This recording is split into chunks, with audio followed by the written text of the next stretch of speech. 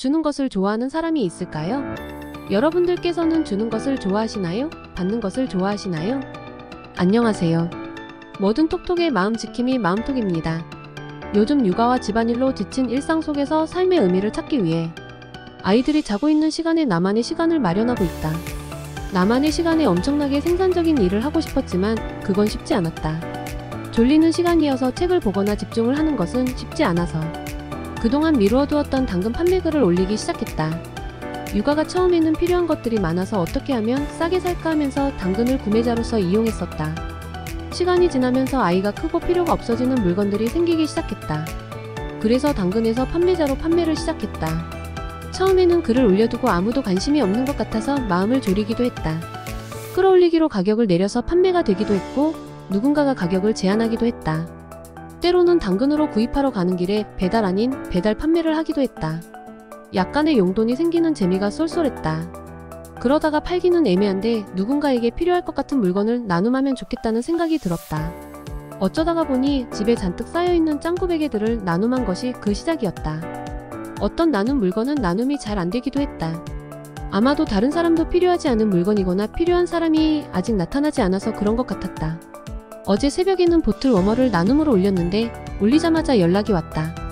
아기를 키우면서 필요했는데 나눔을 해주어서 정말 고맙다고 하면서 나눔을 신청했다. 누군가에게 도움이 될 수 있다는 것, 무언가를 줄 수 있는 사람이 된다는 것은 참 기분 좋은 일이다. 자신이 가지고 있는 것을 나누는 것과 관련해서 테드 강의가 있다. 여러분은 주는 사람인가요? 받는 사람인가요? 라는 주제로 아담 그랜트가 강연을 했던 내용이다. 나는 주는 사람일까 아니면 받는 사람일까? 문득 생각해보게 되었다. 아기에게는 계속해서 주는 사람인 것 같다. 그러다가 문득 아기도 나에게 미소를 보이고 기쁨을 주는데 아기는 받기만 하는 사람일까? 문득 그런 생각이 들었다. 평생의 효도를 어렸을 때 다 한다는 말처럼 아기도 자기 나름대로 육아를 하는 사람에게 기쁨을 주고 있는 것은 아닐까? 테드 강연에서는 무뚝뚝한 주는 사람, 우리가 흔히 말하는 츤데레한 사람에 대해 이야기를 하고 있다. 겉보기에는 받는 사람처럼 보이는데 실제로는 강력한 피드백을 주는 사람 말이다. 또 그 반대편에 있는 사교적이지만 받는 것을 더 잘하는 사람에 대해서도 이야기를 한다. 아기를 사교적이지만 주로 받는 사람으로 볼 수도 있지만 아기가 있기에 가정에 활력이 생기는 부분에 대해서는 아기가 주는 문화를 만드는 요청을 잘하고 있다고 볼 수 있다. 아담 그랜트는 주는 사람이 성공하는 세상을 만들기 위한 방법으로 주는 사람이 지치지 않게 하고 도움을 요청하는 것을 독려하며 주는 사람을 많이 고용해야 한다고 말한다.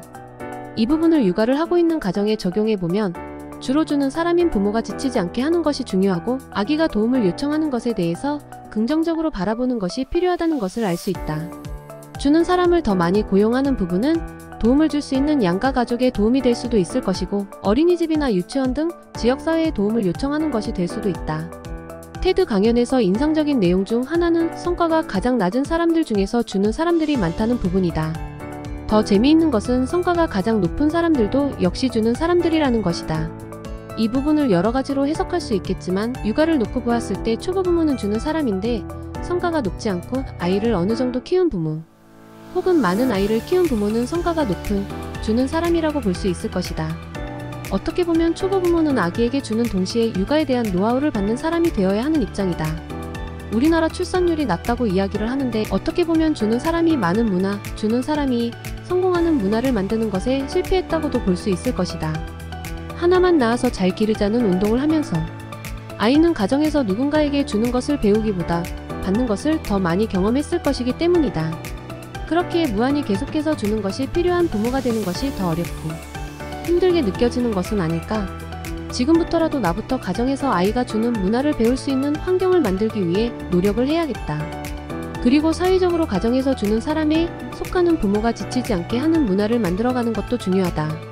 초보 부모와 베테랑 부모가 서로 소통을 하면서 초보 부모가 어려운 고비를 잘 넘길 수 있도록 지원하는 문화가 필요하다. 영어 교육이나 사교육에 대한 노하우를 나누는 것이 아닌 자녀가 사회에서 주는 사람으로 성장할 수 있도록 교육하는 방법을 나누는 것이 필요하다. 그리고 초보 부모를 만난다면 아이가 하나인데 둘째는 안 낳느냐, 아기를 그렇게 키우면 안 된다, 왜 육아를 하지 않는 사람보다 일에 더 많이 투입하지 못하느냐 라는 부정적인 피드백보다는 초보 부모가 힘을 내서 아이를 잘 양육할 수 있도록 격려의 말을 하는 것도 중요하다. 주는 사람이 많은 세상에서 그런 사람이 성공하는 세상에서 사는 것을 누구나 다 원할 것 같아요. 그러기 위해서는 내가 먼저 주는 사람이 되어야 하겠지요. 그렇지만 주는 사람이 되어야 한다는 스트레스를 받기보다 누군가의 따뜻함에 감동이 되어 나도 그렇게 하고 싶다라는 생각이 들 수 있도록 하면 좋겠다는 생각이 드네요. 저도 당근에서 따뜻한 나눔을 받았기에 누군가에게 따뜻함을 주는 사람이 되고 싶었거든요. 낮은 출산율을 높이는 것 자체에만 관심을 두기보다는 나도 아이를 낳아 이렇게 좋은 세상을 함께 만들어가고 싶다라는 생각이 들도록 문화를 만드는 것에 더 집중하면 어떨까 하는 생각이 듭니다. 뭐든 톡톡의 마음톡이 그런 문화를 만들어갈 수 있도록 노력하겠습니다. 그럼 또 만나요.